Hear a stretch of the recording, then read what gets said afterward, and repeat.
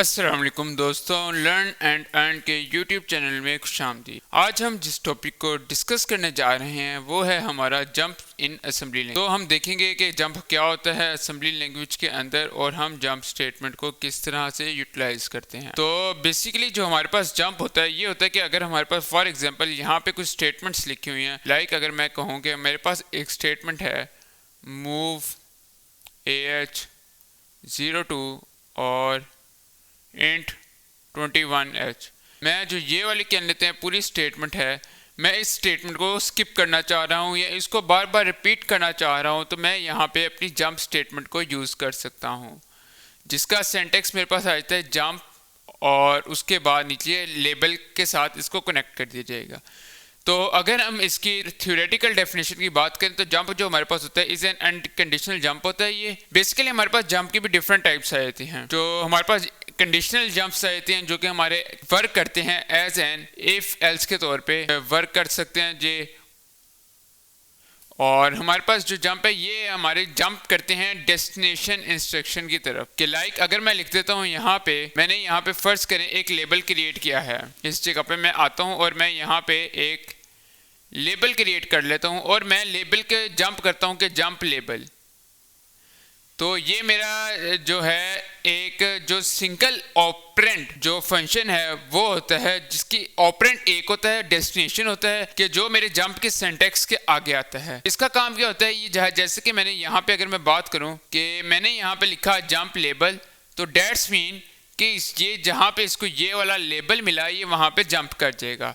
ये इस पूरे कोड को स्किप करके डायरेक्ट आगे से इस लाइन के आगे से कोड करना शुरू करेगा। तो इसका सिंटैक्स जो होता है, इसका सिंटैक्स में आप पहले जंप लिखते हैं और उसके बाद डेस्टिनेशन देते हैं जो कि आपका कोई लेबल होता है। उसके बाद जो हमारी जंप होती है ये बेसिकली काम क्या करती है, जंप हमारा जो आईपी रजिस्टर होता है जो कि ये ई को निकाल दें क्योंकि ई हमारा होता है एक्सटेंडेड रजिस्टर जो कि 32 बिट का होता है। करंटली हम देख रहे हैं अपने 16 बिट के एमुलेटर को, तो हमारा जो आईपी होगा वो 16 बिट का होगा। तो जो हमारा आईपी रजिस्टर होता है जिसके अंदर हमारी इंस्ट्रक्शन स्टोर होती है जो कि हमारे नेक्स्ट इंस्ट्रक्शन का एड्रेस होल्ड कर रहा होता है आईपी रजिस्टर, ये बेसिकली उसको चेंज कर देता है और उसको कौन सा एड्रेस देता है, इसको वो एड्रेस देता है जो कि हमारा लेबल का एड्रेस होता है। तो डेट्स मीन कि जब भी हमारा जो प्रोग्राम है रन होते हुए आया कि लाइक अगर मैं यहाँ पे बात करता हूँ कि मेरा यहाँ पे आ गया L1 का मेरे पास लेबल आ गया और L1 के लेबल के बाद मैं यहाँ पे लिखता हूँ जंप L1। तो अब यहाँ पे क्या होगा, मेरा जो प्रोग्राम है ये एक मेरी इन्फिनिट लूप बन जाएगी और जो मेरा ये जंप है ये ऊपर से सारा कोड रीड करता हुआ आ रहा होगा मूव DX61H मूव AH02। जब ये यहाँ पे जंप पे आएगा तो इसका जो आईपी रजिस्टर होगा उसके अंदर बजाय इसके कि आईपी रजिस्टर के अंदर वैल्यू होती इंक्रीमेंट की, आईपी रजिस्टर के अंदर वैल्यू आ जाएगी L1 की।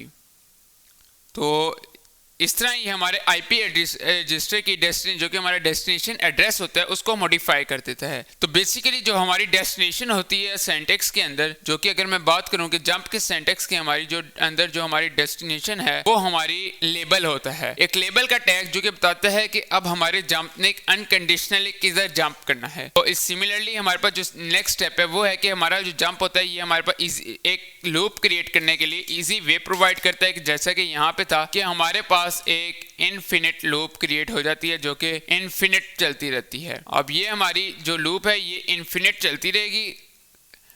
कब तक चलती रहेगी, ये परमानेंटली इनफिनिट लूप है। अब अगर आप इसमें कोई अंदर कंडीशन लगा दें, लाइक कि अगर आप यहाँ पे भी एक जंप क्रिएट कर दें कि ये इसके बाहर आ जाए तो वो बाहर आ जाएगा, लेकिन बेसिकली ये हमारे इन्फिनिट लूप भी बना दे। हमने इसको ऐसे करके देख लिया। अब हम इसको अपने AMU 8086 में करके देखते हैं कि आया ये हमारा इसी तरह काम करता है, किस तरह काम करता है, क्योंकि हमारा जो पर्पस है वो थ्योरेटिकल करने का नहीं, वो हमारा पर्पस है इसको प्रैक्टिकल करने का। तो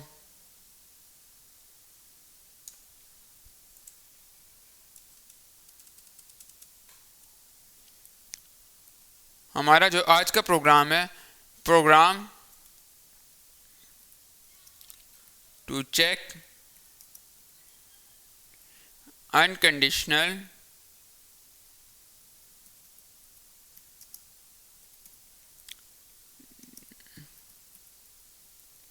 जंप स्टेटमेंट। तो हम अनकंडीशनल जंप स्टेटमेंट को देखेंगे। तो हमारा इसी प्रोग्राम को अगर लेके चलें तो ये है मेरा लेबल 1, जो कि हमने पिछले अपने जो प्रोग्राम में ये प्रोग्राम लिखा था किस पर्पस के लिए, 26 अल्फ़ाबेट प्रिंट करने के लिए। तो ये हमारा L1 है।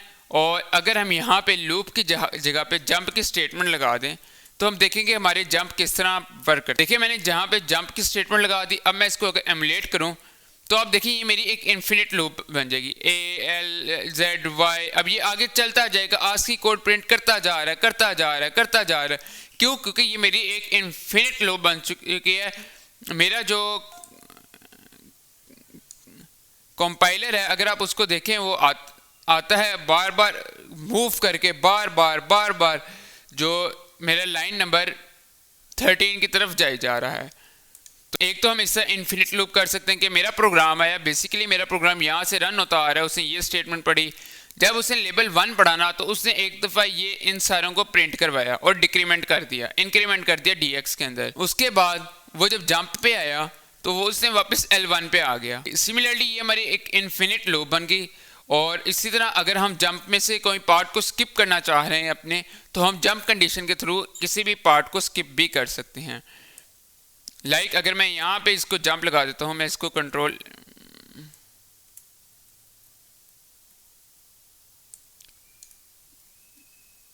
X करता हूँ और मैं अपनी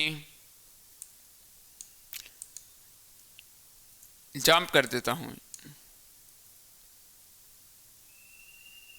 और मैं क्या करता हूँ, यहाँ पे मैंने जंप लिखता हूँ,